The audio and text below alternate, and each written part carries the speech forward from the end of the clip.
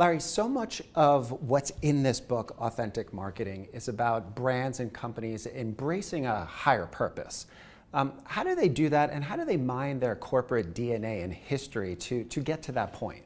Most companies in this age have come from really one specific type of industry talent. Oracle was a database. Microsoft was an application software.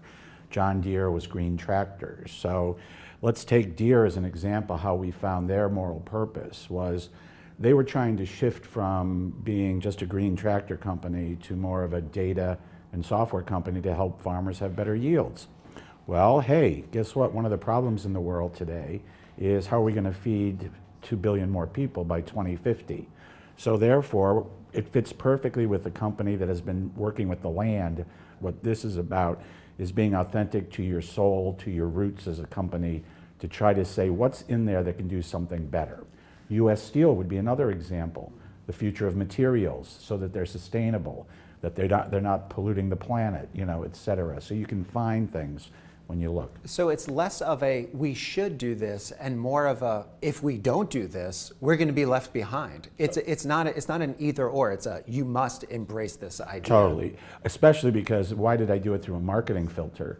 Well, it's because eventually marketing is just going to be about presenting your story in a transparent way, in a thoughtful narrative way, and probably in a visual way, increasingly. So to have that story and that narrative about why we want to do something for the planet, for the people, something good that's going to bring authenticity to our narrative, then this is why we have to do this. It's not going to be about television ads much longer. So. Now, when it comes to that authenticity, what's driving that? Is that just a cultural thing? Is that an age thing? Is that everyone embracing their own sort of personal authenticity? I think it's a couple things. I think one is the impact of social media.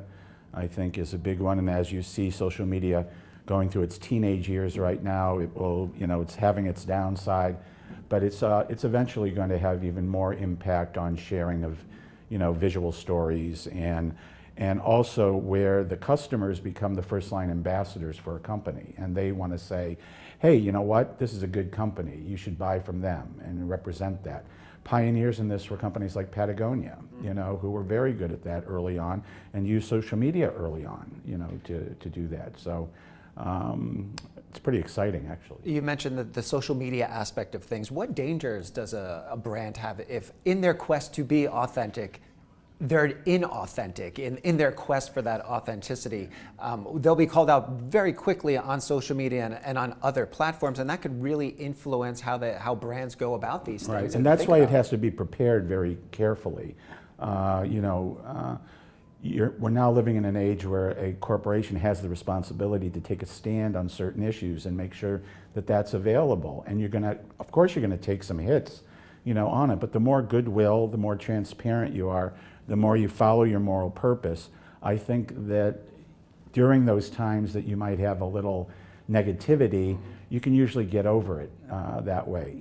Facebook needs to pay far more attention, to the issues and the negative side of their things, but there also is a positive thing that there's 2 billion people on a platform. So there must be some reason that there's that much excitement about it. So as brands strive for this authenticity and they get into the media space, securing interviews with TV stations and journalists, digital outlets, how does that authenticity translate into the storytelling that they're trying to get out on media platforms, and when they're trying to pitch media, how does that translate in terms of communicating? I believe the evolution of that is we're not really pitching media as much as we're illustrating a narrative that's powerful for our client. And it has to be told thoughtfully, it has to be told with strength, with examples, with multiple examples. It's more of a community, not an individual. And I think that media responds to that kind of honesty and that authenticity. Also, if there's no story, don't try, But if you can build, again, a story around feeding the planet, around sustainability.